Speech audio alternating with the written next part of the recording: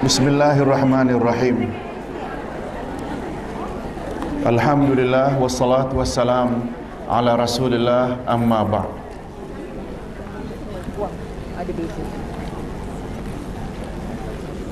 Hadirin dan hadirat rahimakumullah, assalamualaikum warahmatullahi wabarakatuh.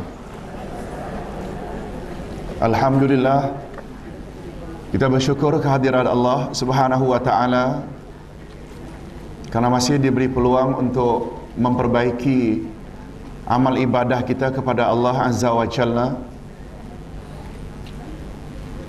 Kita perlu ingat, hadirin dan hadirat, matlamat hidup kita adalah untuk beribadat kepada Allah. Sebagaimana firman-Nya, a'udzubillahi minasyaitonir rajim, wa ma khalaqtul jinna wal insa illa liya'budun. Aku tidak jadikan jin dan manusia melainkan supaya mereka beribadat padaku. Walaupun makna ibadat ini luas, betul tak? Iaitu segala bentuk aktiviti asal saja mengharap redha dan kasih sayang Allah, semuanya namanya ibadat. Tetapi bila kita senaraikan seluruh jenis ibadat, ibadat yang paling utama adalah ibadah salat. Ada ibadat am, ada ibadat khas. Bila disebut ibadat am, iaitu segala bentuk aktiviti dalam hidup asal saja mengharap redha Allah, termasuk tak di dalamnya ibadat khas? Ya, dengan kata lain, ibadat-ibadat khas seperti salat, puasa, zakat, haji, umrah, doa, nazar, zikir, baca Quran, itu adalah termasuk aktiviti-aktiviti penting dalam hidup. Hadirin dan hadirat, oleh sebab itu Ustaz sambut baik cadangan beberapa jamaah yang minta mendapat bimbingan bagaimana salat Rasulullah sallallahu alaihi wasallam. Sebab ia merupakan ibadat yang paling utama. Apalagi Nabi Muhammad sallallahu alaihi wasallam pernah bersabda, salat adalah tiang agama. As-salatu imaduddin. Siapa mendirikan salat berarti mendirikan agamanya, siapa meninggalkan salat berarti ia merobohkan agamanya. Awwalu ma yuhasabu bil 'abdi yaumal qiyamah as-salah.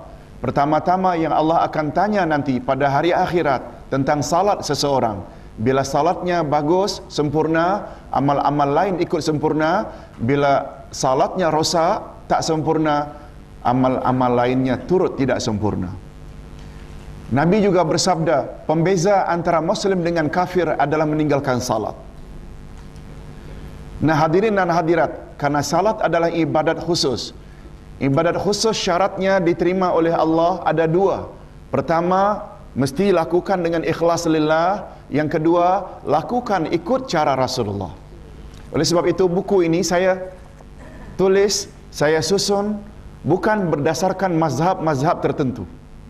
Setiap poin yang saya tulis, saya sertakan semampu yang saya boleh ayat Quran dan hadis Nabi, supaya kita tahu amalan itu adalah Rasul yang buat. Hadirin dan hadirat rahimakumullah, saya tidak katakan bermazhab tak boleh, apalagi sampai mengatakan bermazhab itu haram. Tak. Bermazhab boleh. Sebab imam mazhab seperti Imam Abu Hanifah, Imam Malik, Imam Asy-Syafi'i, Imam Ahmad ibnu Hanbal, layak tak dikatakan mereka adalah guru kita? Ya, mereka orang alim. Imam Asy-Syafi'i 10 tahun saja dah hafal Quran keseluruhannya. Umur 12 tahun hafal hadis-hadis Nabi yang termaktub dalam kitab Al-Muwatta, susunan Imam Malik. Kalau ibu-ibu dan bapa-bapa berguru pada manusia bernama Abdullah Yasin, yang sangat sedikit bila dibanding dengan imam-imam terdahulu, mengapa tidak kita berguru pada mereka?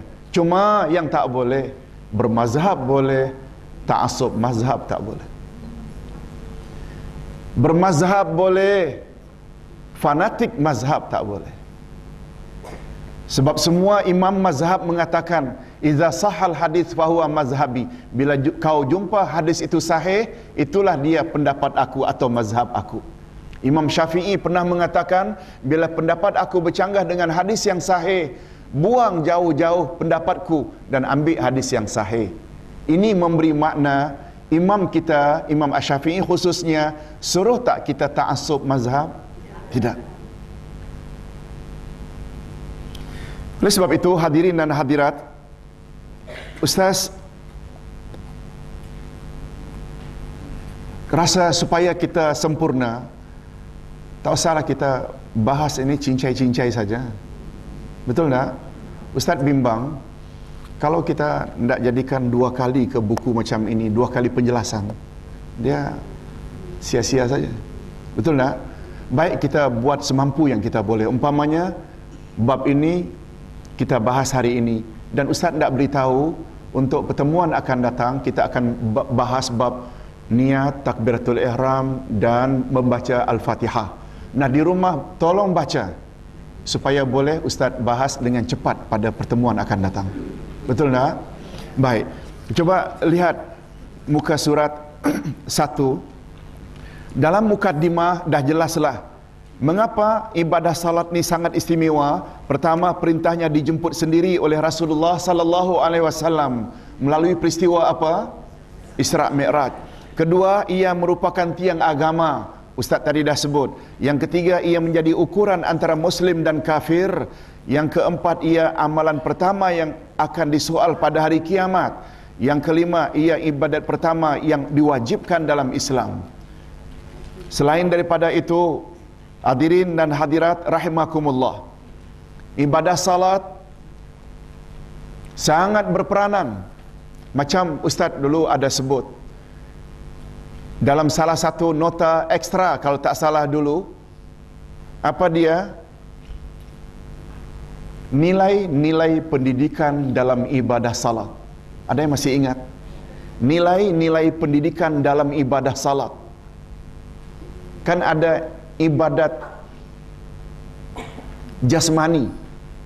Maaf, ada pendidikan jasmani, ada pendidikan akal, ada pendidikan akhlak, dan ada pendidikan rohani. Di mana ringkasnya, dalam ibadah salat itu, keempat-empat pendidikan itu wujud di dalamnya. Umpamanya dalam pendidikan akhlak, apabila kita mendirikan salat, memang akhlak mulia boleh kita dapatkan. Sebab Allah berjanji dalam ayat 45 dari surat Al-Ankabut, sebagaimana Ustaz tulis di sini, tolong ikuti. A'udzubillahi minasyaitanirrajim. Wa aqimis salah. Inna salata tanha 'anil fahsya'i wal munkar.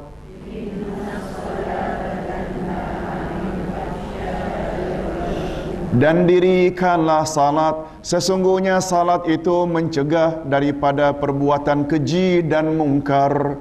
Nah, hadirin dan hadirat, cuma timbul tanda tanya, mengapa orang ada yang tidak pernah tinggal salat tetapi akhlaknya buruk? Mengapa maksiat banyak dia buat padahal salat dia tidak pernah tinggalkan? Nah, ini masalahnya. Timbul tanda tanya.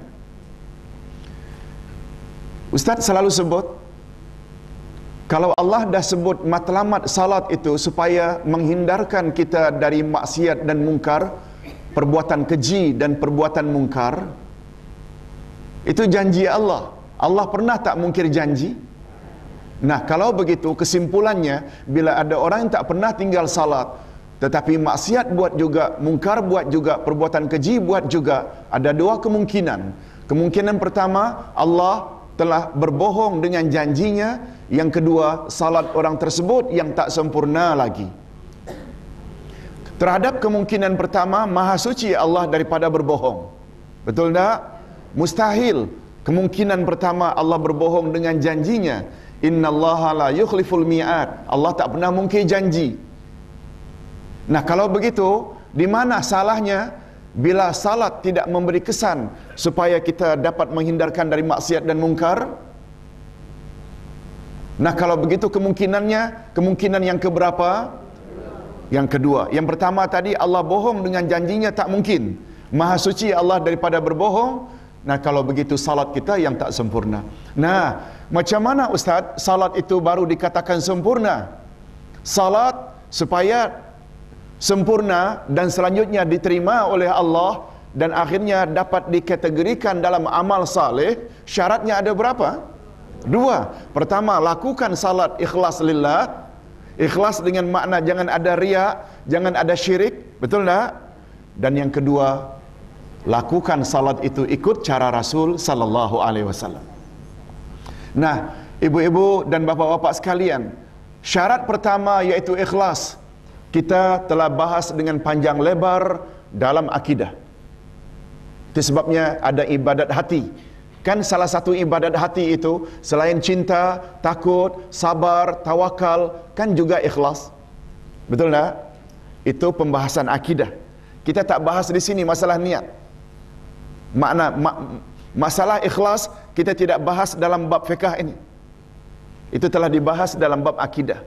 Nah, bagaimana cara Rasul salat itu pembahasan fiqh. Ini yang dibahas. Itu sebabnya Ustaz selalu katakan, orang yang pergi haji dan umrah tidak cukup apabila pengkursus haji hanya ajar bagaimana cara tawaf, bagaimana cara ihram, bagaimana cara melontar jamarat, bagaimana, tetapi andai kata pengkursus tidak masukkan unsur akidah. Betul tak? Kalau salat ibadat, haji juga ibadat. Betul tak syarat haji diterima juga sama? Pertama mesti ikhlas dan yang kedua mesti ikut cara Rasul. Nah, apalagi dua-dua salat dan haji ada hadis khusus menyebut tentangnya. Dalam bab haji, khudhu anni manasikakum. Ambil hanya daripadaku cara pelaksanaan ibadat hajimu. Maknanya boleh tak kita tawaf sesuka hati? Boleh tak kita wukuf di Arafah tarikhnya sesuka hati? Boleh tak kita melontar jamarat jumlah batunya, besar batunya sesuka hati? Tak. Itu manasikakum. Nah, dalam bab salat pula Nabi bersabda, "Sallu kama ra'aitumuni usalli." Salatlah kamu sebagaimana kamu tengok cara aku salat. Ini memberi makna, perlu tak kita ikut cara Rasul dalam melakukan ibadah salat? Bagaimana takbir, bagaimana letak tangan, rukuk, sujud, i'tidal, apa yang patut dibaca dalam rukuk, dalam sujud, ketika qiyam. Nah, di sini letaknya kesalahan orang yang mendakwa makin sempurna salat itu bila banyak tokok tambahnya. Nah, mengapa mereka tidak begitu takut dengan amaran Nabi? Nah, ini telah kita bahas dalam bab hadis. Kan hadis pertama masalah niat. Masih ingat? Kita sekarang sampai hadis 7. Hadis pertama tentang niat. Innamal a'malu binniyat. Itu kita tidak bahas. Namun demikian di dalam pendoman ini nanti kita akan bahas juga. Hadirin dan hadirat, ada yang mendakwa. Yang mendakwa ini ustaz juga. Mana mungkin kita salat hari ini ikut cara Rasul? Mana kita nampak Rasul salat? Beliau kan dah wafat 14 abad yang lalu. Ibu-ibu boleh terima tak statement itu?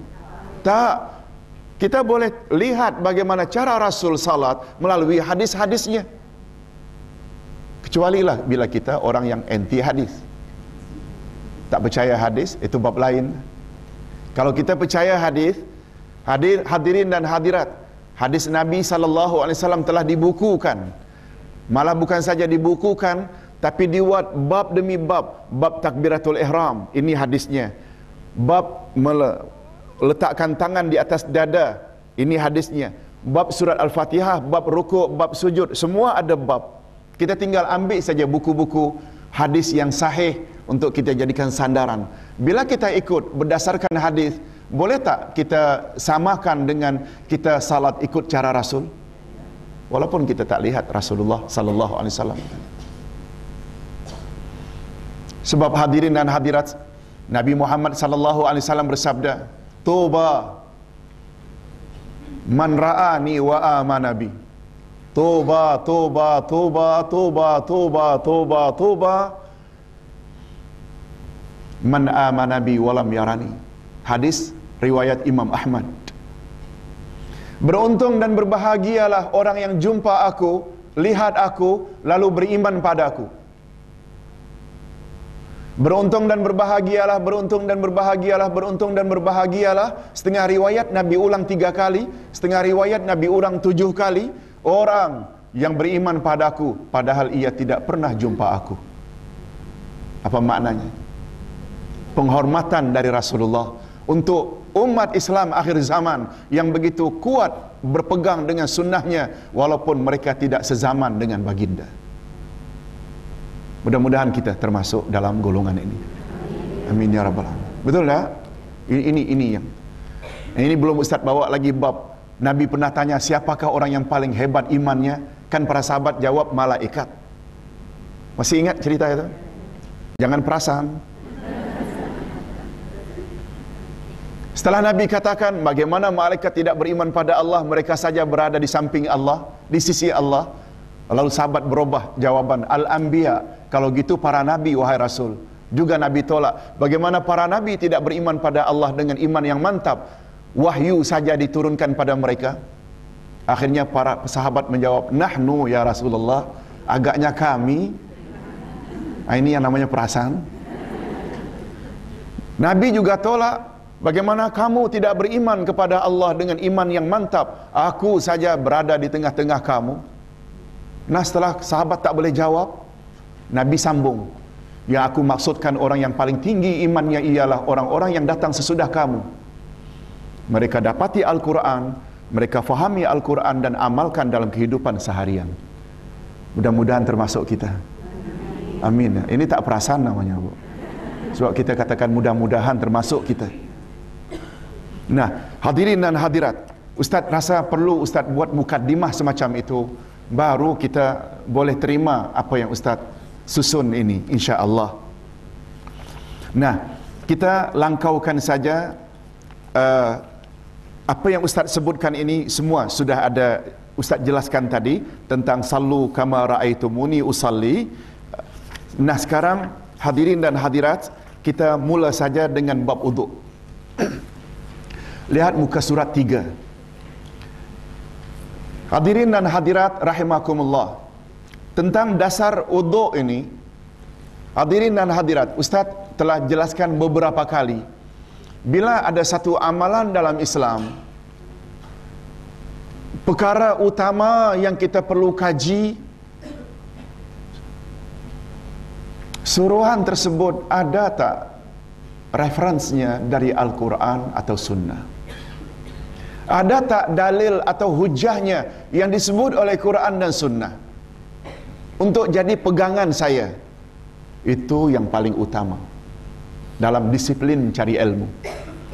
Sebab Nabi Muhammad, sebab hadirin dan hadirat, para ulama telah menetapkan kaedah, tolong ikuti, al-ilmu muqaddamun alal qawli wal amal.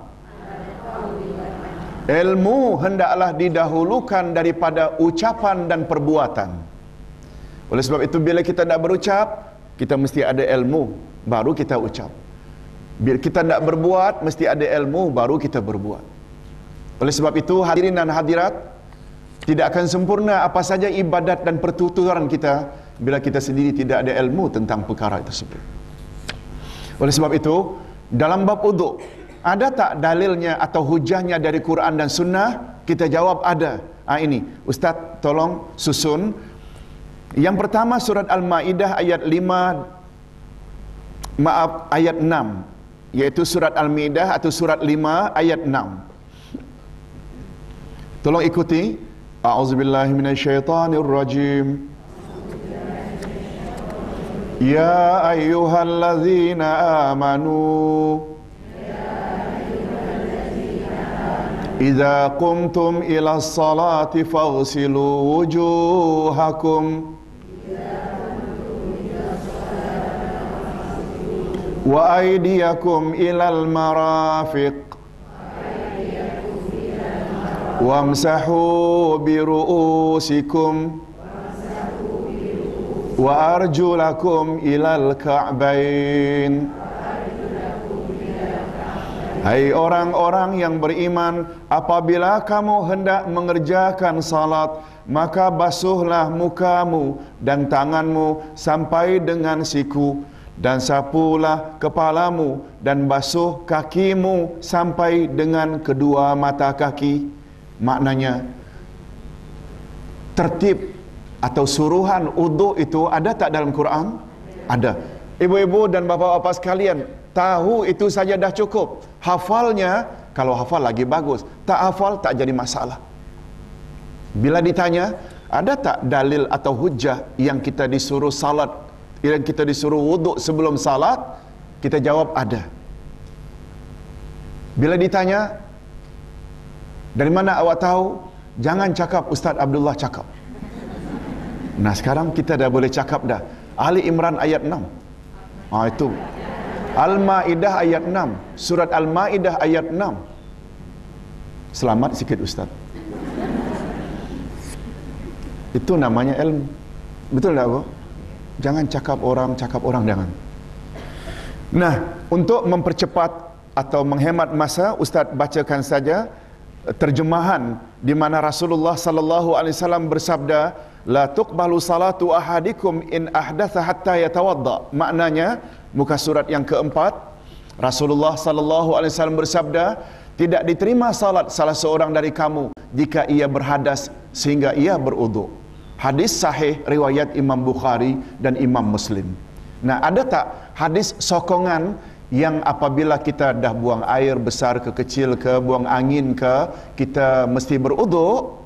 Ya, ada hujahnya. Ini dalilnya. Nah, fadilat wuduk. Hadirin dan hadirat rahimakumullah. Sungguh banyak fadilat wuduk. Sehingga di dalam hadis disebut, seseorang yang apabila wuduk lalu ia berkumur-kumur, lalu di semburnya berjatuh-jatuhanlah dosa-dosa yang dibuat oleh mulutnya sebagaimana jatuhnya air dari mulutnya. Bila dia basuh muka, berjatuhanlah segala dosa yang dibuat oleh mukanya, telinganya, hidungnya, mulutnya, sebagaimana jatuhnya air tersebut dari mukanya. Begitu juga apabila ia basuh tangan, ia sapu kepala, ia basuh kaki, berjatuh-jatuhanlah. Menunjukkan besar tak fadilatnya wuduk? Cuma dulu kita batasi, karena dosa ada dua, besar dan kecil. Dosa yang secara automatically terhapus dengan amal saleh seperti wuduk hanya terbatas pada dosa-dosa kecil sahaja. Sedangkan dosa besar ia baru terhapus dengan tobat. Dan tobat kan ada syarat-syaratnya. Baik. Nah, sekarang sifat wuduk Rasulullah sallallahu alaihi wasallam. Hadirin dan hadirat, kita boleh baca tentang sifat wuduk Rasulullah dalam hadis yang panjang ini.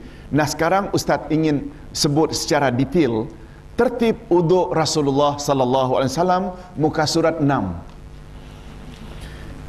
Jika gabungan hadis sahih di atas dengan hadis-hadis sahih lainnya, maka dapatlah kita ringkaskan urutan tertib wuduk Rasulullah seperti berikut. Untuk pengetahuan bapa-bapa dan ibu-ibu, Ustaz susun buku ini bukan sebagaimana susunan buku-buku yang lain. Mereka banyak susun, ini rukun, ini syarat. Lalu rukun demi rukun dibahas satu demi satu, syarat dibahas satu demi satu. Termasuk juga amalan-amalan sunat dalam salat, lalu dibahas satu demi satu. Tapi cara Ustaz bahas menurut tertib urutan dari permulaan salat hingga salam. Dapat faham? Tanpa melihat ia sunat ke, ia wajib ke, ia rukun ke. Dapat faham? Tapi kita semua tahu, seperti takbiratul ihram, Allahu Akbar. Ucapan Allahu Akbar itu namanya takbiratul ihram, bukan tangan yang mengangkat. Sebab bila orang sebut memulai salat Allahu Akbar tanpa tangannya diangkat, sah juga. Sebab angkat tangan ini hukumnya sunat. Menyebut Allahu Akbar itu tu hukumnya rukun. Berbeza dengan Allahu Akbar ketika disebut daripada berdiri ke rukuk. Ini pula hukumnya sunat. Yang pertama tadi takbiratul ihram hukumnya rukun. Itu akan dijelaskan di dalam kita membahasnya. Tapi cara pembahasannya dari awal hingga akhir. Sebab hadirin dan hadirat, definisi salat, ta'rif salat ialah amalan yang diawali dengan takbiratul ihram dan diakhiri dengan salam. Dapat faham? Itu makna salat. Oleh sebab itu, Ustaz awali dengan niat. Pertama sekali niat. Hadirin dan hadirat rahimakumullah. Keazaman, maksud niat, keazaman hati untuk melakukan amalan wuduk semata-mata untuk menunaikan perintah Allah dan Rasulnya. Para fuqaha sependapat bahawa tempat niat adalah di dalam hati, bukan pada ucapan lisan untuk semua jenis ibadat seperti bersuci, mandi, hadas, wuduk, salat, puasa, zakat dan haji. Rasulullah sallallahu alaihi wasallam bersabda, "Innamal a'malu binniyat wa innamal likulli imri'in ma nawa." Sesungguhnya amalan diterima dengan niat dan tiap-tiap seseorang akan mendapat ganjaran amalannya sesuai dengan apa yang diniatkannya. Hadis sahih riwayat Imam Bukhari dan Imam Muslim. Hadirin dan hadirat sekali lagi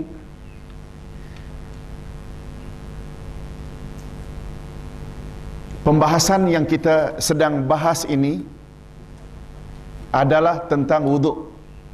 Kita belum masuk lagi bab salat ni. Ini wuduk dahulu. Hadirin dan hadirat, bila ditanya mengapa Ustaz kita bahas wuduk dulu, kaedah menyebut la yatimmul wajib illa bihi fahuwa wajib.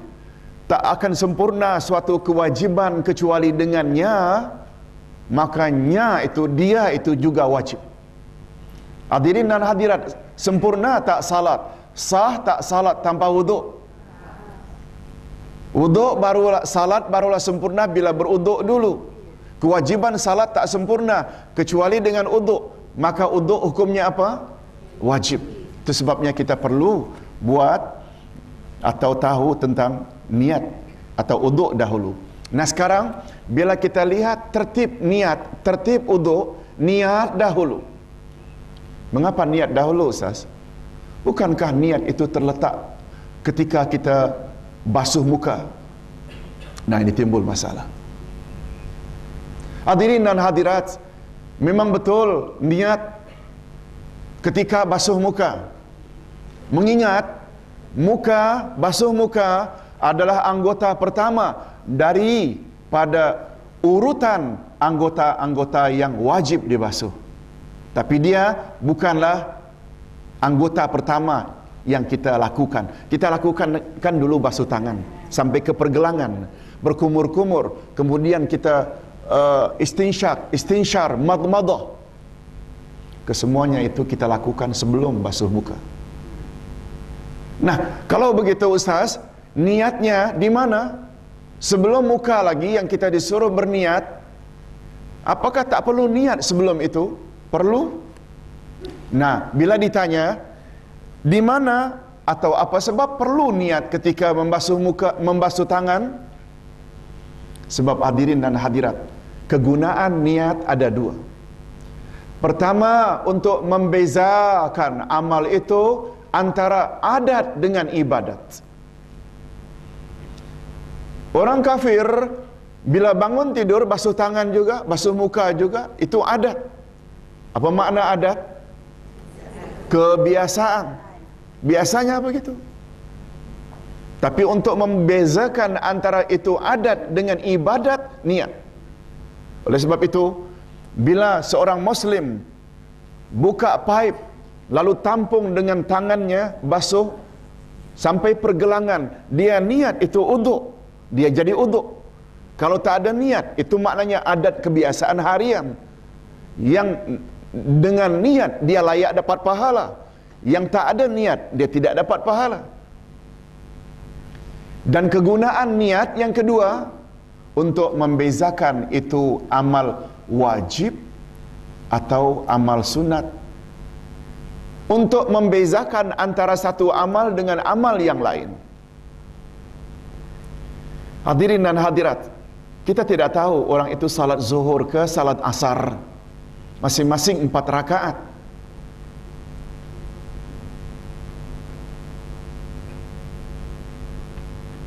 Dari mana kita dapat bezakan itu sedang salat asar atau zuhur? Dengan niatnya. Begitu juga orang yang tidak makan dari pagi terbit fajar hingga terbenam matahari. Dia itu sunat, dia puasa.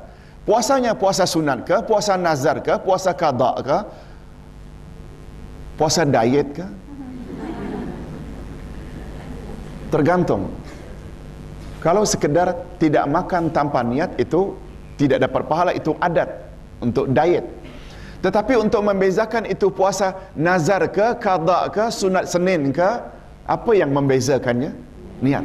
Jadi kegunaan niat ada 2. Pertama, untuk membezakan adat dengan ibadat, dan yang kedua untuk membezakan antara satu amalan dengan amalan yang lain. Oleh sebab itu, ketika kita hendak berwuduk, membasuh tangan tadi, mula-mula tadi itu, perlu tak niat? Perlu. Cuma Ustaz hendak sebut sekali lagi, ketika kita membasuh muka, perlu diulang sekali lagi niat untuk confirmkan, karena itu adalah amal pertama dari amal wajib. Sedangkan basuh tangan, masukkan mulut, masukkan air ke mulut, masukkan air ke hidung, semuanya itu adalah amalan sunat. Dapat faham tak? Jadi niat bermula hendaklah dari mana? Daripada membasuh tangan. Yang kedua, tasmiyah. Maksudnya membaca bismillah. Tasmiyah, hadirin dan hadirat, tasmiyah dengan basmalah sama maknanya, iaitu ungkapan bismillah. Paling kurang bismillahirrahmanirrahim, itu lengkapnya. Membaca bismillah pada permulaan uduk, para fuqaha berbeza pendapat tentang hukumnya. Sebahagian berpendapat hukumnya wajib, dan pendapat lain pula hukumnya sunat. Karena Rasul sallallahu alaihi wasallam bersabda, la wudu'a liman lam yadhkur ismallahi alaih. Tiada wuduk bagi orang yang tidak membaca bismillah ke atasnya. Tiada wuduk orang yang tidak baca bismillah. Golongan yang berpendapat wajib menambah sisipan kata sah pada hadis di atas, sehingga maknanya tiada sah wuduk bagi orang yang tidak membaca bismillah. Sedangkan golongan yang berpendapat sunat menambah sisipan sempurna, tiada sempurna wuduk tanpa membaca bismillah. Hadirin dan hadirat, Ustaz ulang sekali lagi.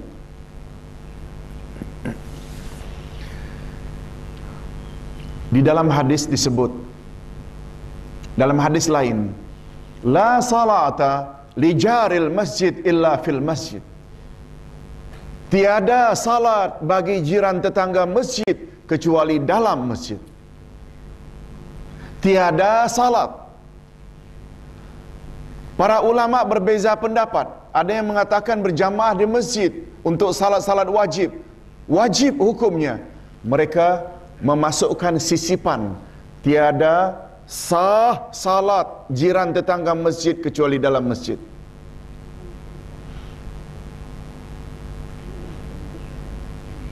Tapi ada pula ulama yang mengatakan hukum salat berjamaah hanya sunat, dengan sisipan tiada salat dengan meletak, tiada sempurna salat bagi jiran tetangga masjid kecuali dalam masjid. Dapat faham, bu? Ustaz buat contoh hadis lain tentang sisipan. Nah, dalam hal ini tiada wuduk orang yang tidak baca bismillah. Ulama yang mengatakan kalau begitu wajib baca bismillah, mereka menambah sisipan apa? Tidak sah. Barulah sah dengan bismillah. Kalau begitu baca bismillah jadi wajib. Dan satu lagi yang menghukumnya hanya sunat, dengan meletak sisipan apa? Tiada wuduk dengan sisipan tidak sempurna wuduk tanpa bismillah. Untuk pengetahuan hadirin dan hadirat, majoriti ulama atau jumhurul fuqaha berpendapat hanya sunat, bukan wajib. Tapi kita raikan pendapat tadi. Ustaz suka hendak beritahu pada kita, kita hendaknya tahu ada sebab-sebab perbalahan pendapat itu kita perlu tahu tak? Supaya jika kita tahu, kita dapat tahu, oh dia pun ada dalil juga. Cuma kita cenderung pada pendapat ini sebab bagi pendapat kita itu yang lebih tepat. Untuk pengetahuan hadirin dan hadirat, di antara mengapa dikatakan sunat, Ustaz tadi dah sebut, semua hadis tentang membaca bismillah permulaan uduk semuanya daif. Tadi Ustaz ada kata. Tetapi karena terlalu banyak hadisnya, ia saling kuat menguatkan. Tapi tidak pula lah sampai ke peringkat wajib. Dengan ringkasnya, sebagai kesimpulan, boleh tak kita teruskan membaca bismillah ketika kita beruduk? Cuma nasihat Ustaz, cukup baca dalam hati bila kita dalam toilet. Ada setengah orang dia uduk dalam bilik mandi, betul tak? Dalam bilik mandi atau ada apalagi bersama ada tempat buang air, itu tidak digalakkan kita menyebut nama Allah. Betul tak? Oleh sebab itu ada baiknya kalau kita hendak amalkan bismillah, kita beruduk dulu peringkat awal di seng. Betul tak? Di seng. Kemudian kita baca bismillah boleh bebas. Ketika kaki nanti kita boleh basuhkan di bahagian bawah. Betul tak? Ini setengah-setengah rumah kan sangat terbatas tempat mereka mengambil uduk. Ustaz pernah ditanya oleh seseorang, Ustaz, betulkah kita dilarang mengambil uduk dalam toilet? Dalam bahasa Arab disebut dengan hammam. Hammam ini yang ada sabdu ya. Kalau hamam tanpa sabdu, burung merpati pula. Ini hammam. Ha mim sabdu, alif mim, hammam itu maknanya toilet. Ustaz pernah ditanya, kan ada larangan mengambil uduk dalam hammam. Ustaz masih ingat tahun 72 yang lalu, mula-mula belajar di Madinah, pembahasan ini dibahas dalam satu kitab namanya Bidayatul Mujtahid. Hammam yang hari ini diartikan dengan toilet, zaman dahulu hammam itu orang yang mandi dalam air suam air panas, itu yang namanya hammam. Dia berendam di dalamnya lalu tidak beruduk dengan air itu. Dapat faham tak? Memanglah tak boleh. Bukan hammam istilah hari ini yang disebut dengan toilet. Dapat faham tak? Dia dasar bahasa yang dahulu digunakan dengan yang ini pun kita perlu tahu. Betul tak bu? Jadi tak boleh kita pakai balun saja. Mentang-mentang hammam hari ini maknanya toilet, tak boleh. Tak. Ibu-ibu, Ustaz tak setuju pendapat yang mengatakan tak boleh ambil uduk dalam toilet.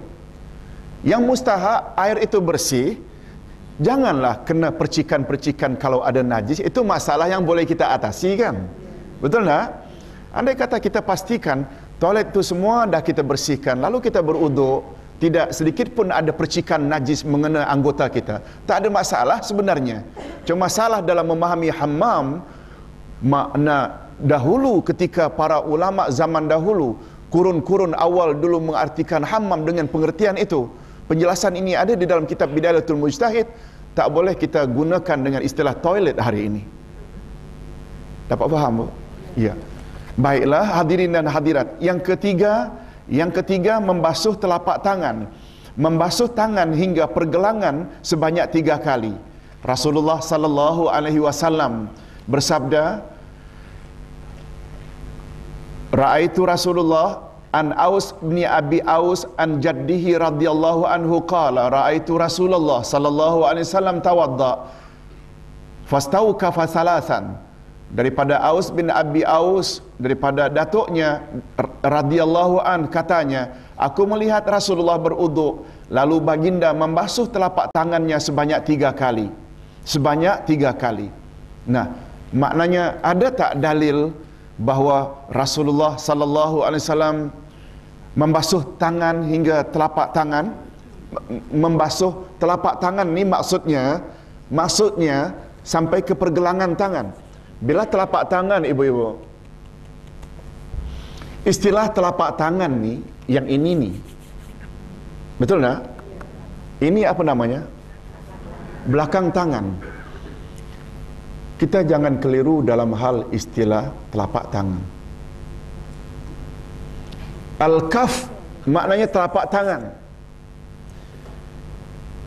Nabi Muhammad sallallahu alaihi wasallam bersabda, wanita dewasa auratnya seluruh tubuh kecuali muka dan telapak tangan. Dalam memahami makna telapak tangan, dia termasuk ini belakang. Itu sebabnya kita lihat setengah orang yang tidak faham makna ini, dia buat kain pula di sini. Mungkin pakai gam agaknya. Sebab hadis itu menyebut yang ini. Ibu-ibu, para ulama fiqh mengkaji betapa sulitnya untuk menutup yang ini. Yang ini boleh, ini ditutup. Betapa sulitnya. Al-masyaqqah, kaedah menyebut kesulitan dia memansuhkan sesuatu hukum. Kesulitan. Salat susah bila qiyam dalam pesawat. Itu sebabnya dia boleh duduk. Salat wajib nanti kita akan belajar di antara rukunnya ialah berdiri tegak. Salat wajib. Kalau salat sunat tidak, boleh duduk walaupun mampu berdiri, cuma dapat setengah pahala. Tapi bagi orang yang tidak mampu, dalam pesawat umpamanya berdiri lalu ia duduk, boleh tak? Dia dapat markah yang full, dapat penuh. Apa sebab? Karena masyaqqah.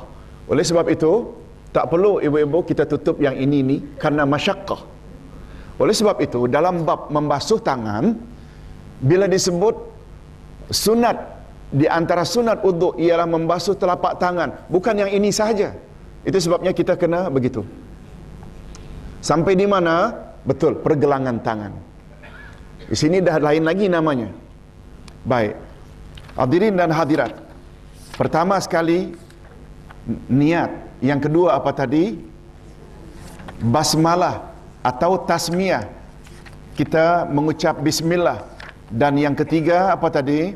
Membasuh telapak tangan. Yang keempat madmadah, istinsyar. Hadirin dan hadirat, madmadah maknanya berkumur-kumur. Jadi air kita masukkan sambil berkumur-kumur. Istinsyaq iaitu menyedut air ke dalam hidung melalui pernafasan. Istinsyar menyembur air dari hidung setelah istinsyaq. Setelah dimasukkan, kita buang. Jangan disedut terus. Terpaksa duduk nanti pening kepala. Di dalam hadis Abdullah bin Zaid Al-Ansari katanya, beliau diminta untuk menunjukkan cara uduk. Lalu beliau meminta sebekas air hingga katanya famadmada wastansyaka min kaffin wahidatin fa fa'ala dzalika thalathan. Lalu baginda madmadah. Apa makna madmadah tadi? Kumur-kumur dan istinsyaq dengan satu cedok air, dan perbuatan tersebut dilakukan sebanyak 3 kali. Menurut Imam An-Nawawi, hadis ini menjadi bukti yang jelas bahawa menurut pendapat yang sahih lagi terpilih, bahawa menurut sunnah Rasul sallallahu alaihi wasallam, madmadah dan istinsyaq hendaklah dilakukan serentak dengan satu cedokan tangan dan diulangi amalan tersebut sebanyak 3 kali. Hadirin dan hadirat, Ustaz tak akan contoh dah, insya-Allah. Nak minum saja. Nak minum saja. Ini peluang dia ada kena mengena dengan air, ada peluang. Bismillahirrahmanirrahim.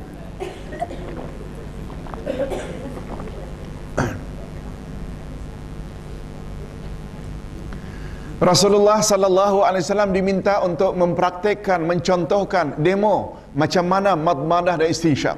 Nabi minta sebekas air, lalu beliau letakkan di tangannya, lalu beliau dekatkan ke mulut dan hidung sekali. Kalau umpamanya sama ada dengan menunduk atau dengan mengangkat tangan ini, ya, same time, kita sedut dengan mulut untuk madmadah dan sedut dengan hidung sedikit, jangan banyak-banyak. Hadirin dan hadirat, banyak orang kan buat berasingan.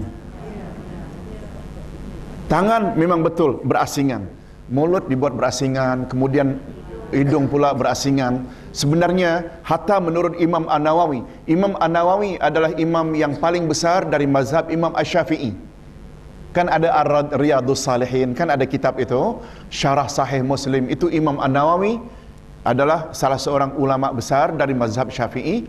Beliau berkata, cara yang paling tepat, nah, ibu-ibu dan bapa-bapa sekalian, Ustaz masih ingat pertanyaan ketika dulu kita praktekkan di sini ibadah salat ini. Ada setengah jemaah yang mengatakan, manalah cukup Ustaz, untuk mulut juga, untuk hidung juga. Kuat betul sedutannya tu. Ustaz kata, tampung dengan 2 tangan. Tak salah. Itu satu anu juga. Mulut juga, hidung juga. Kalau umpamanya tak cukup untuk membolehkan kita madmadah ini, jadi dengan satu, sebenarnya satu pun dah cukup. Untuk apa hidung Ustaz? Hidung mengapa istinsyak? Ya, ada yang masih ingat. Ustaz pernah jumpa satu hadis Nabi SAW. Syaitan suka tidur dalam hidung manusia. Oleh sebab itu, lebih-lebih ketika bangun tidur, hendaklah ia istinsyak dan semburkan supaya syaitan tu keluar. Oh, tapi Ustaz, kalau begitu syaitan tu kecil ke Ustaz? Tak usahlah kita bahas sampai ke situ. Selagi Nabi ada sebut. Lagipun hadirin dan hadirat, betul tak hidung kita kadang-kadang juga mengandung kotoran? Jangan ikut ya, sebagaimana kata doktor dari Switzerland lebih kurang 3 minggu yang lalu, untuk kesihatan makan tai hidung. Ibu-ibu pernah dengar? Tak baca? Tak baca surat khabar, sayang. Lebih kurang. Seorang doktor pakar dari Switzerland, dia mengkaji, kononnya untuk mendapat kesihatan yang bagus, makanlah tai hidung. Macam tak ada bahan lain saja. Jadi berbalik kepada amal-amal sunat dalam wudu, kita disuruh supaya apa tadi? Madmadah maknanya berkumul, istinsyak menyedut dengan hidung, istinsyar kita keluarkan. Dan hendaklah ketiga-tiga amalan itu dilakukan berasingan atau serentak. Ibu-ibu dan bapa-bapa, mula-mula memang payah. Memang payah. Sebagaimana kata pepatah, tiap-tiap permulaan mesti susah. All beginning is difficult. Memang kadang-kadang terbanyak pening kepala. Jangan serik. Jangan serik. Ulang insya-Allah 3-4 kali. Kalau niat kita ada ndak ikut sunnah Rasul, boleh. Malaysia boleh. Mengapa dalam hal ini tak boleh? Hadirin dan hadirat rahimakumullah. Nah, sampai ke membasuh muka, ini yang mustahab. Membasuh bahagian muka bermula dari tempat tumbuh rambut di atas kening hingga ke bawah dagu. Tempat tumbuhnya rambut, bagi yang tak ada rambut lagi.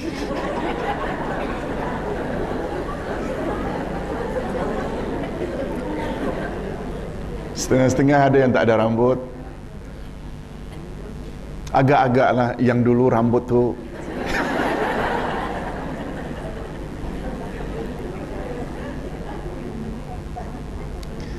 Hadirin dan hadirat, Allah Maha Bijak. Allah tidak sebut nanti salah satu yang perlu dibasuh. Allah tidak sebut basuhlah rambut, tapi Allah kata basuhlah kepala. Sebab semua orang mesti ada kepala.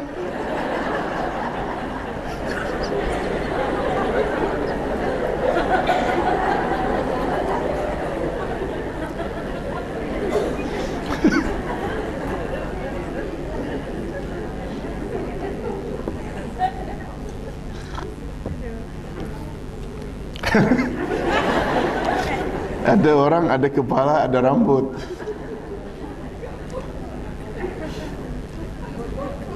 Tapi ada orang yang punya kepala tak ada rambut. Tapi tak ada orang ada rambut tak ada kepala.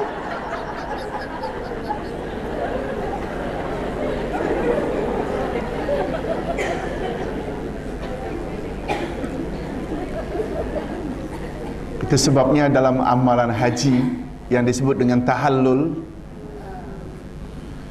bagi orang yang tidak ada rambut, cukup lalukan saja jilat itu di atasnya, walau tak ada rambut, lalukan saja, dah sah dah. Jangan pula mentang-mentang tak ada rambut tak wajib haji. Dah.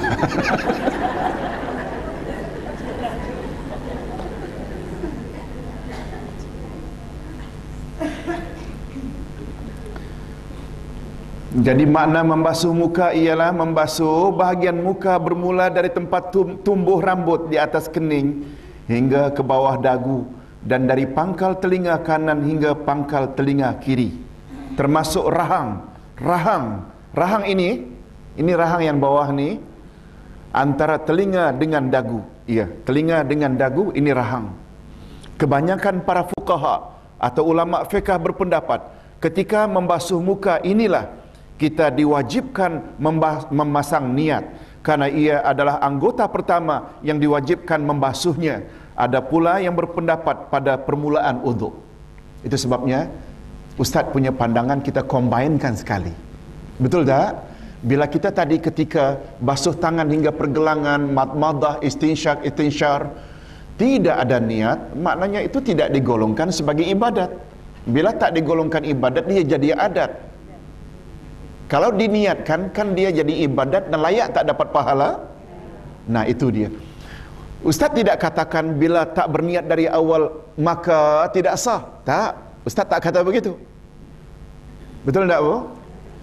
Sebab bila kita wuduk langsung saja ke muka, tanpa tangan, tanpa berkumur-kumur, istinsyar, sah tak?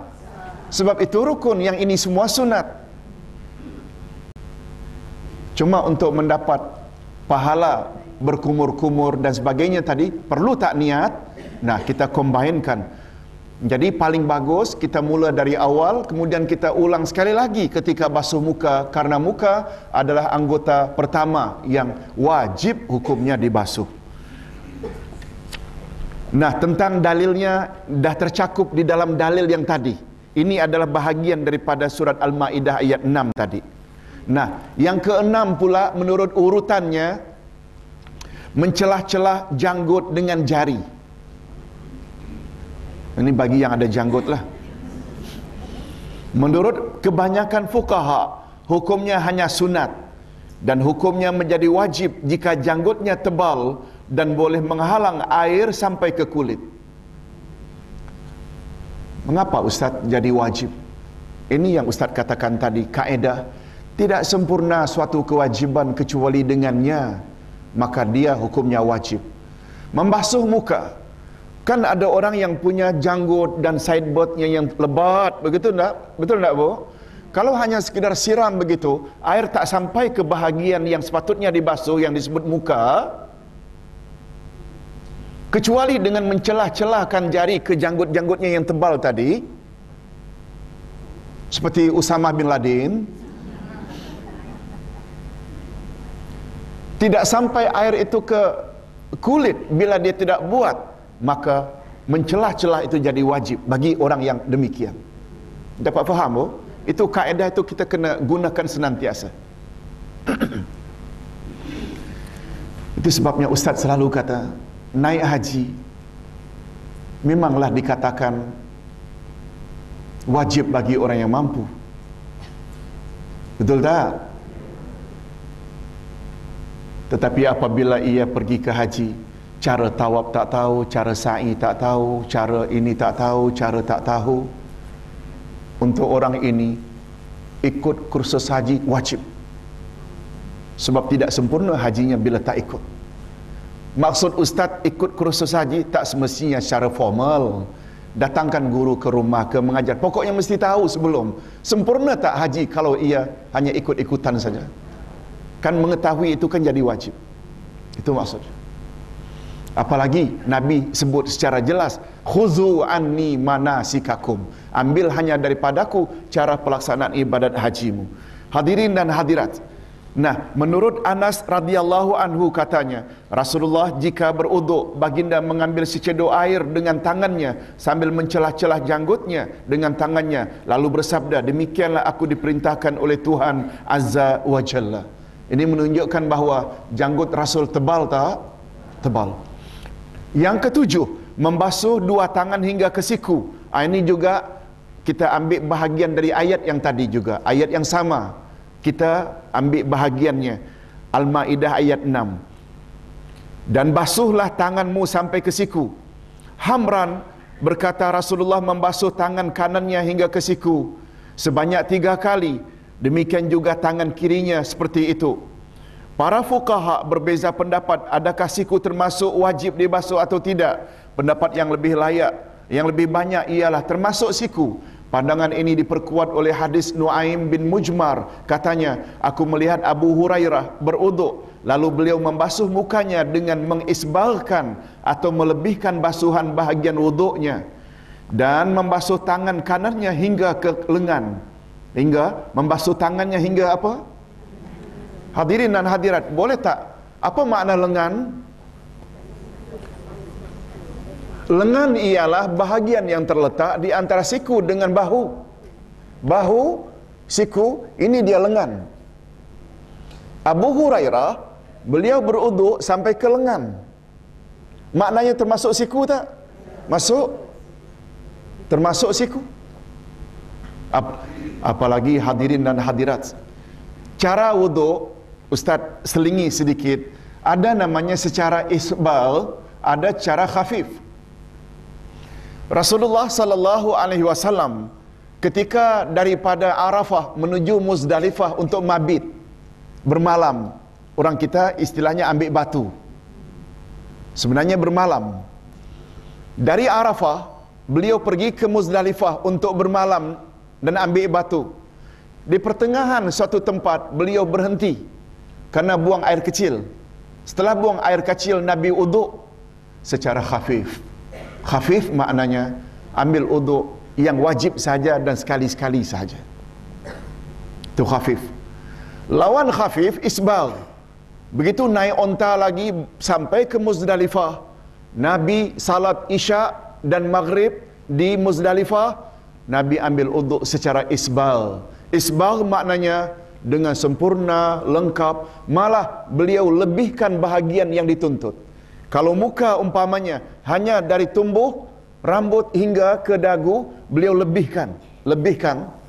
Bukan saja tempat telinga ini, malah lebihkan, masukkan telinga. Setiap air itu lebihkan. Tangan sampai ke lengan yang sepatutnya siku kan. Ini namanya isbal. Kaki yang sepatutnya sampai ke buku lali atau mata kaki, dia basuh sampai ke setengah betis ya. Jangan paha ya. Paha tinggi sangat. Betis ialah antara buku lali dengan lutut. Lutut pula ialah paha pula di atas lutut. Yang maksud Ustaz isbagh itu cukuplah sampai di betis. Ya, yang bahagian depan kan orang selalu sebut dengan tulang kering. Ya, tulang kering ya. Ya, tulang kering. Ada tulang basah, tulang kering. Nah, sekarang faham ibu-ibu makna isbal. Nah, isbal sangat perlu. Sebab Nabi Muhammad sallallahu alaihi wasallam pernah bersabda, aku kenal di padang mahsyar siapa di kalangan mereka dari kalangan umatku. Oh, sahabat heran. Macam mana Tuhan tahu begitu ramai manusia berhimpun di padang mahsyar? Nabi tanya, dapat tak kamu bedakan bila ada segerombolan kuda-kuda ada di antara mereka yang bertanda putih di dahinya? Faham ibu-ibu? Bila ada tanda putih di dahi, kuda itu kan ada bulu di dahinya, setumpuk-setumpuk. Dapat bezakan tak kita? Nah, begitulah cara aku mengenal umatku. Pertama, dari tempat sujud mereka, karena banyak sujud di dunia, ada tanda dari dahinya. Dan aku juga dapat mengesan siapa mereka dengan isbaghul wudu mereka. Semakin banyak mereka lebihkan air itu bagi bahagian wudu, semakin besar cahaya yang menyinari mereka. Melalui cara itu aku mengenal mereka. Dapat faham? Itu tentang fadilat wudu. Hadirin dan hadirat rahimakumullah. Nah, yang ke-8 menyapu kepala. Ini juga bahagian dari Al-Maidah ayat 6, wamsahu biru'usikum. Berkata Ibnu Qudamah, sebahagian ulama berpendapat bahawa maksud menyapu kepala di dalam ayat di atas memadai dengan membasuh sebahagian kepala sahaja. Dan kononnya huruf ba membawa faedah sebahagian atau litaba'id. Dulu Ustaz ada sebut litaba'id. Cuma dulu Ustaz sebut min, bukan bi. Dalam bahasa Arab, bi juga mengandung makna sebahagian. Jadi seolah-olah maknanya sapulah sebahagian kepalamu. Sedangkan kami berpendapat huruf ba tersebut memberi faedah seluruh atau lil ilsaq. Jadi maknanya sapulah seluruh kepalamu. Ini sama betul dengan peranan huruf ba pada ayat tayammum. Nah, nanti ibu-ibu, kita setelah wudu ini kita belajar tayammum pula. Ketika menyebut atau arahan menyebut supaya tayammum, arahan supaya tayammum,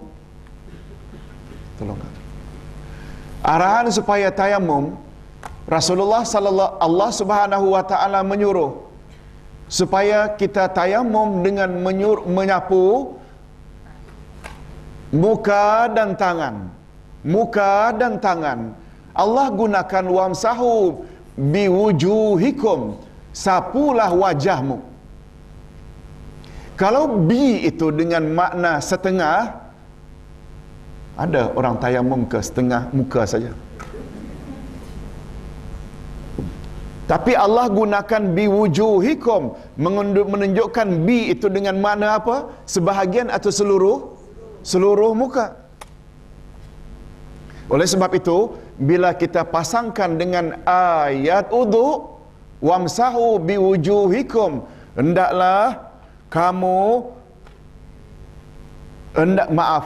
wamsahu biru'usikum, hendaklah kamu sapu kepala kamu. Dengan adanya biru'usikum, maknanya setengah kepala atau seluruh kepala. Seluruh kepala. Ini pendapat yang lebih kuat. Ini sama betul dengan peranan huruf ba pada tayammum.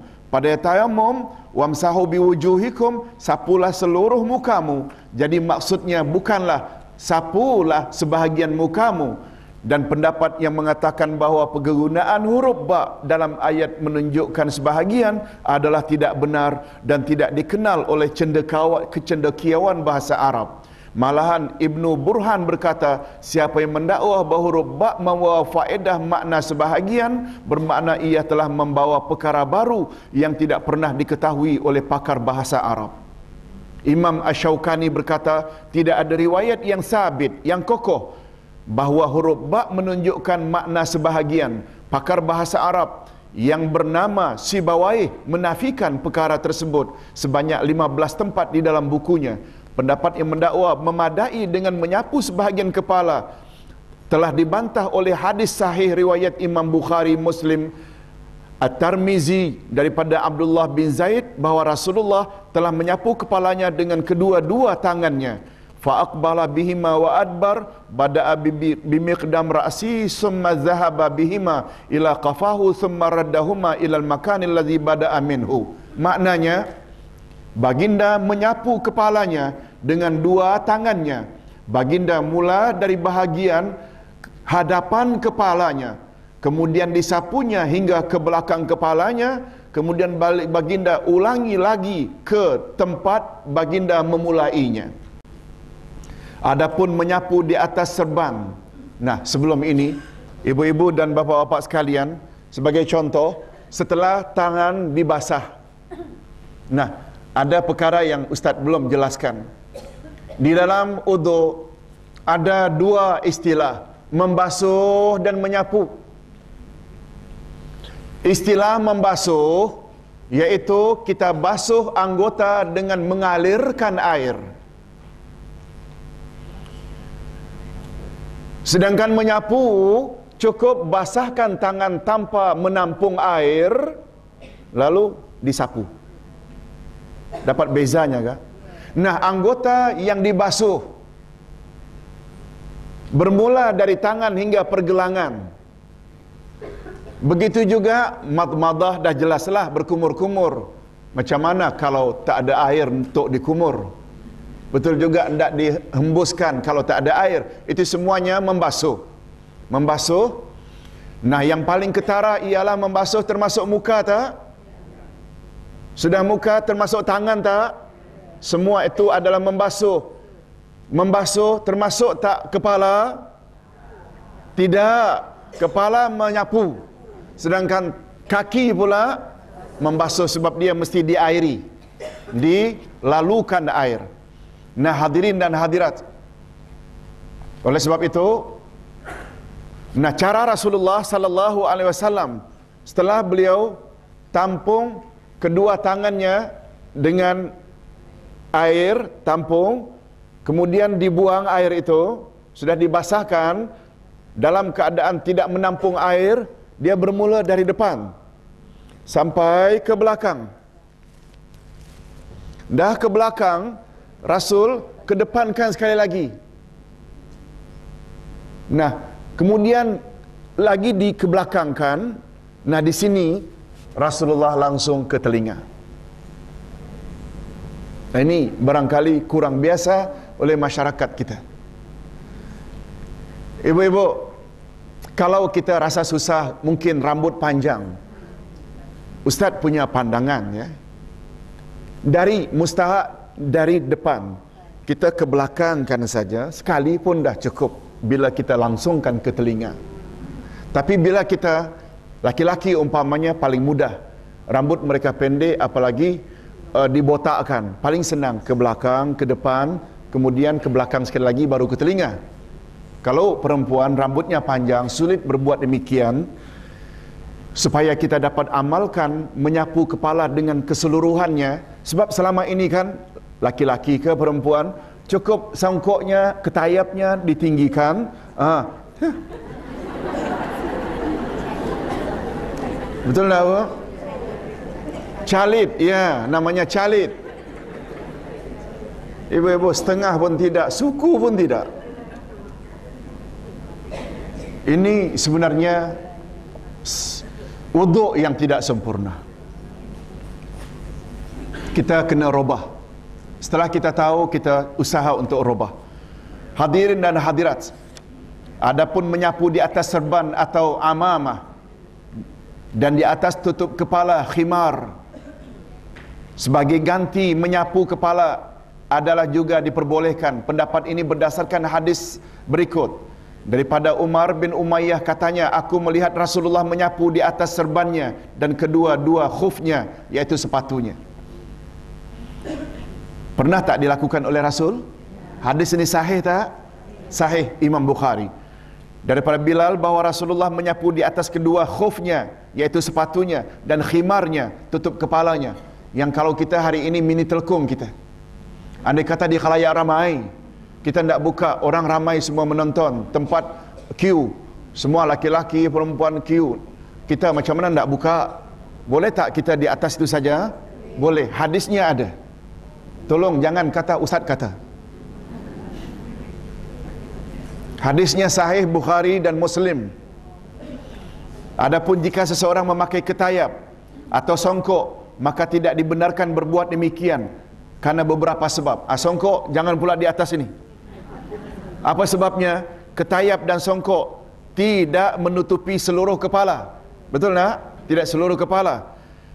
Yang kedua, menanggalkan ketayap dan songkok tidaklah sepayah menanggal serban dan khimar atau mini telkung kita. Sedangkan khimar tutup kepala bagi wanita diperbolehkan menyapu di atasnya sebagai gantian menyapu kepala karena Ummu Salamah isteri Rasulullah sallallahu alaihi wasallam pernah menyapu di atas khimarnya Keterangan ini telah disebut oleh Ibnu Munzir. Sila rujuk kitab Al-Mughni jilid 1 halaman 312. Hadirin dan hadirat rahimakumullah, sedikit lagi yang ke-9, iaitu menyapu telinga. Nah, macam yang Ustaz katakan tadi, Ustaz tidak sebut secara ringkas saja, nanti boleh dibaca di rumah masing-masing, bahawa menyapu telinga ini adalah tidak disebut secara detail oleh Nabi, karena sungguh banyak riwayat yang mengatakan bahawa telinga adalah bahagian daripada kepala. Oleh sebab itu Nabi Muhammad sallallahu alaihi wasallam setelah beliau sekali ke depan kemudian ke belakang sekali lagi untuk menyapu kepala, langsung saja dengan bekas air itu beliau sapu telinga. Cuma ada pendapat yang mengatakan seperti Imam Abu Bakar Al-Jazairi. Abu Bakar Jabir Al-Jazairi mengatakan sebagai jalan tengah, bila kamu dah sapu kepala karena rambutmu tebal, ternyata tanganmu jadi kering karena dah diambil oleh kepala, lalu boleh basahkan balik untuk telinga. Namun demikian ibu-ibu, juga ada amalan yang mengatakan buat berasingan. Tetapi Ustaz tidak katakan di sini. Pendapat yang lebih kuat ialah kita sekalikan. Tak timbul dakwaan yang mengatakan, tidakkah itu bermakna kita menggunakan air untuk telinga, air mustakmal? Tahu air mustakmal maknanya? Air yang sudah digunakan untuk anggota lain lalu. Tak timbul, kerana Nabi sendiri pernah buat. Ditambah pula hadirin dan hadirat, membasuh atau menyapu telinga termasuk rukun ke atau sunat? Sunat saja, bukan rukun. Yang ke-10, membasuh kaki hingga 2 mata kaki. Sebagaimana dalilnya juga bahagian daripada surat Al-Ma'idah ayat 6. Rasulullah membasuh kedua kakinya termasuk 2 mata kaki sehingga 3 kali. Malahan menurut hadis sahih riwayat Muslim dari Abu Hurairah, Rasulullah melebihkan isbagh basuh kakinya hingga ke betis. Betis. Yang disebut dengan apa tadi? Isbagh. Yang ke-11, doa sesudah wuduk. Nah, doa setelah wuduk ini sunat dibaca. Tolong ikuti hadirin dan hadirat. Hadis yang paling popular ialah asyhadu an la ilaha illallah wahdahu la syarikalah wa asyhadu anna Muhammadan abduhu wa rasuluh. Kata Nabi, siapa yang baca doa ini niscaya dibuka untuknya 8 pintu syurga dan diizinkan dia memasukinya dari pintu mana yang dia kehendaki. Setiap ia habis uduk lalu baca doa uduk ini, langsung ketika itu dibuka baginya 8 pintu syurga dan dipersilakan masuklah dari pintu mana yang dia sukai. Cuma Ustaz pernah dengar ceramah dalam Masjid Nabawi 10 tahun yang lalu, 12 tahun yang lalu, tahun 92. Cuma kata beliau setelah membaca hadis ini, cuma kita tak boleh masuk kerana kita belum mati. Kita tak masuk kerana kita belum mati. Itu saja. Maknanya, dalam perkara gaib, Ustaz selalu sebut kaedahnya, kita yakin tak apa yang dijelaskan? Tapi macam mana itu jangan kita bahas. Betul tak? Sebab ini menyangkut masalah fadilat. Ada lagi doa setelah uduk yang lain daripada Sa'id Al-Khudri, bahawa Rasul sallallahu alaihi wasallam berdoa setelah uduk. Subhanakallahumma wa bihamdik asyhadu an la ilaha illa anta astaghfiruka wa atubu ilaik. Ada lagi satu hadis, Allahumma ja'alni minat tawabin wa ja'alni minal mutatahhirin. Hadis yang terakhir ini diriwayatkan oleh Al-Tirmizi dan katanya sanadnya muttarib, iaitu ada kekacauan di dalam sanadnya. Dan hadis muttarib termasuk ke dalam hadis daif atau lemah. Oleh itu sebaiknya dalam beramal kita utamakan hadis-hadis yang sahih. Jadi yang pertama dengan yang kedua tadi itu yang paling baik kita amalkan. Dan cara mengamalkan hadis yang berasingan bukan dengan cara combine dua hadis itu serentak dibaca. Sesekali hadis ini, doa ini, sekali yang lain hadis itu. Dapat faham ke? Itu cara yang paling bagus. Bukan kita combinekan semuanya. Tidak. Hadirin dan hadirat, insya-Allah dalam pertemuan yang akan datang kita akan bahas bab apa? Insya-Allah bab tayamum. Kalau sempat kita juga akan bahas bab salat. Insya-Allah.